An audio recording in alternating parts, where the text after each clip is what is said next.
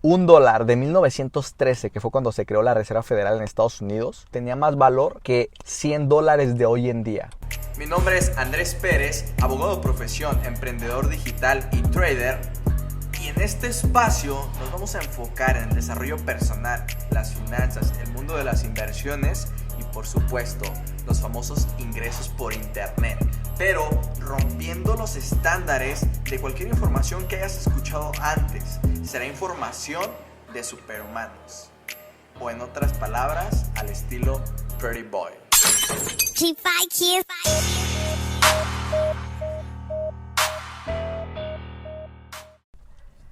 Hey, ya amigos, los saluda su amigo Andrés Pérez, Pretty Boy en la casa. Súper feliz y emocionado de poder estar aquí en un episodio más de este podcast. Y más emocionado aún porque es uno de los temas que más me apasiona, ¿sí? Recuerdo perfectamente, compartir la introducción a este podcast, cuando yo estaba en primero de la Facultad de Derecho. Recuerdo perfectamente que fue mi primer día, mi primer clase. Y me tocó una clase, la verdad es que les mentiría si les digo el nombre de esta clase, no recuerdo. Pero este profe nos empezó a hablar de la inflación, ¿sí? De la inflación. Entonces hicimos ahí varios ejercicios para ver cómo funcionaba, cómo se medía la inflación. Y yo recuerdo que en ese entonces yo dije, bueno, pues es algo que a mí no me va a afectar. Si me afecta, me va a afectar a lo largo. Ahorita no pasa nada. Lo vi muy por encima, así este tema, y fue como que, bueno, no pasa nada. Entonces, si tú eres una de esas personas, para que te quedes en este podcast, quiero que entres un poquito en contexto. Un dólar de 1913, que fue cuando se creó la Reserva Federal en Estados Unidos, un dólar de 1913 valía más o tenía más valor que $100 de hoy en día, ¿sí? Y otro ejemplo es, antes con un dólar o 20 pesos aquí en México, nosotros íbamos a la tienda y nos traíamos una infinidad de cosas, ¿sí? Más cosas nos alcanzaban con 20 pesos hace 15, 20 años, ¿sí? Y hoy en día, con esos mismos 20 pesos o un dólar, nos traemos menos cosas, ¿sí? ¿Qué quiere decir? Que el dinero va perdiendo su poder adquisitivo. Eso es la inflación. Nuestro dinero vale menos allá afuera cada vez. Quiero entrar un poquito en contexto. Y este podcast lo hago más porque las personas que están familiarizadas ya con las finanzas, las instituciones financieras, cómo funciona la economía, podrán encontrar soluciones a lo que viene y a lo que ya está sucediendo, ¿sí? Pero una persona promedio que no entiende mucho de estas cosas, ¿qué puedo hacer? Porque algunas no piensan en un plan de retiro, o es más, algunas ni siquiera tienen un plan de retiro, sino no piensan en crear, no tienen un plan de retiro. Entonces la finalidad de este podcast es que entiendas cómo funciona, llevarte esa información más digerida de cómo funciona la inflación y cómo tú puedes evitar y tener un impacto menor de esta inflación, ¿sí? Porque es algo que nos afecta, pero siempre lo vemos como que, bueno, a la larga, bueno, ahorita no, bueno, yo no tengo dinero, ¿cómo lo voy a hacer? Bla, bla, bla. Entonces, eso es lo que me tiene más feliz y emocionado de poder llevarles ese tipo de información. Para entrar en contexto, un dólar de 1913 tenía más valor que $100 de hoy en día, ¿sí? Y en el último siglo, el dólar, el dinero, ha perdido su poder adquisitivo un 50%, ¿sí? Un 50%. De hecho, el dato es lo que la canasta básica, más bien, hace 20 años, la podemos hacer con un dólar. Y hoy en día necesitamos $25 para poder hacer esa canasta básica, ¿sí? Entonces, bueno, ¿quién es Ray Dalio y por qué él dice que el dinero es una basura? Ray Dalio es el inversionista con el fondo más grande en todo el mundo, ¿sí? Más de 30 años sacando el 70% de rendimiento a los capitales. Hoy en día él ha podido crear una fortuna de más de $20 mil millones solamente del interés compuesto, que ese es otro tema, se los voy a poner en otro podcast. Él ahorita tiene una fortuna de más de $20 mil millones y la fortuna que hay en el fondo o el capital que tienen invertido en el fondo es de más de $200 mil millones. ¿Qué quiere decir esto? Es como si hoy en día el millonario que encabeza la lista, que el número uno, que es Elon Musk hoy en día, que estamos a octubre de 2021, que es el número 1 Elon Musk, genio. Es como si hoy en día él, toda su fortuna la tuviera invertida en este fondo. Toda la fortuna de Elon Musk, del hombre más rico en todo el mundo, la tuviera metida en este fondo, ¿sí? Para que se den una idea de la cantidad de dinero que maneja este fondo. Y de la sabiduría que tiene Ray Dalio sobre las finanzas y sobre los activos financieros. Entonces, bueno, él dice lo siguiente: el dinero es una basura, sálgase del dinero ahora mismo porque ya hay demasiado efectivo en el mercado. Y continúa explicando lo siguiente: la depreciación de los tipos de cambio y la impresión de dinero en los siguientes años va a ser el problema más importante, y el dinero no va a ser bueno, el dinero no va a ser la mejor opción, ¿sí? ¿A qué se refiere Ray Dalio cuando dice que el dinero es una basura, ¿sí? Porque número uno, no solo se refiere al dinero en efectivo, al que tenemos en la cartera listo para gastar. Él hace alusión al ready money, o en castellano, al dinero constante insonante. O sea, eso incluye el dinero que tenemos en el banco, el dinero que tenemos debajo del colchón, el dinero que tenemos prestado al vecino, al primo, al tío, que nos van a regresar con interés a ese dinero también. El dinero que tenemos incluso invertido en bienes o en activos que nos van a dar un retorno durante los próximos 6 meses, en bonos de gobierno, ¿sí? Él hace ilusión a todo este dinero, ¿sí? Y bueno, número uno, ¿por qué Ray Dalio dice que el dinero va a ser basura? Primero hay que entender cómo funciona la economía, ¿sí? Cómo funciona, va a ser como, les voy a dar como un ejemplo muy fácil de digerir, y de los cuales a mí me lo explicaron al inicio y se me hizo muy entendible. El dinero siempre va a perder valor, ¿sí? ¿Cómo es esto? Pongamos este ejemplo. En un pueblito hay 10 personas, un pueblito de 10 personas. El dinero total en este pueblo son $10. Entonces a cada persona le toca de $1. Cada persona tiene $1.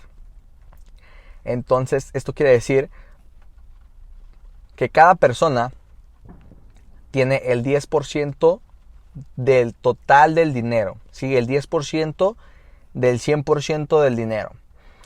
Pero ¿qué pasaría si agregamos otros $10 más a ese pueblito? O sea, que en lugar de que el dinero total sean $10, sean $20. Las personas ya no tendrían el 10%, ahora bajaría al 5%, ¿sí? Bajaría a tener las personas, cada persona, en lugar de tener el 10% del dinero que hay en ese pueblito o en el mundo, tendrían únicamente el 5%, ¿sí?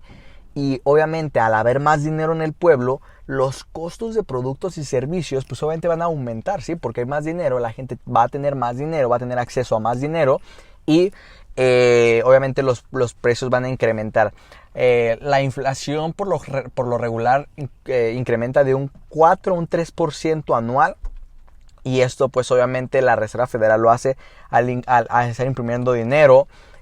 Los bancos centrales lo moderan bajando, subiendo las tasas de interés. Pero así es como funciona. Esto es la inflación, ¿sí? Esto es la inflación. Otro ejemplo sería, en todo el mundo, supongamos que hay 100,000 millones de dólares. Tú tienes 10,000 millones de dólares, tienes el 10%. Pero la Reserva Federal imprime otros 100,000 millones de dólares. Tú pasas de tener el 10% del dinero total a tener el 5% del dinero total. Y entonces, pero Andrés, ¿cómo funciona en la vida real? Pon un ejemplo de por qué la inflación. Tan sencillo. Cuando el Banco Central baja las tasas de interés, la gente va por más deuda, o sea, va por más dinero, ¿sí? Va por más dinero. La gente, al tener más dinero, tiene capacidad de gastar más. Y obviamente la producción de productos y servicios debe de ser mayor, porque la gente está comprando más. ¿Por qué? Porque tiene más dinero. Entonces la gente, al tener más dinero, se agarra gastando más. Para que esto, como la gente se agarra gastando más, es oferta y demanda, ¿sí? La gente se gasta más. Obviamente el producto y servicio sube de valor, ¿sí? ¿Por qué? Porque hay más dinero en la sociedad, hay más dinero. Y los comerciantes suben los costos de todo y el dinero pierde valor, ¿sí? Pierde su poder adquisitivo. Ya teniendo esto claro, pues, si quieren tener dinero, hay que tenerlo en su equivalente en efectivo, que esté generando intereses. Y yo recordé, pues, dije, ok, ya era más consciente de inflación, deducción de impuestos, bla, bla. Me acerco yo a un banco para poder abrir un fondo de inversión, un fondo de ahorro, donde me ofrecía el banco un porcentaje por tener mi dinero guardado ahí. Y oh, sorpresa, el banco me ofrecía el 2% anual. El 2%. ¿Qué quiere decir?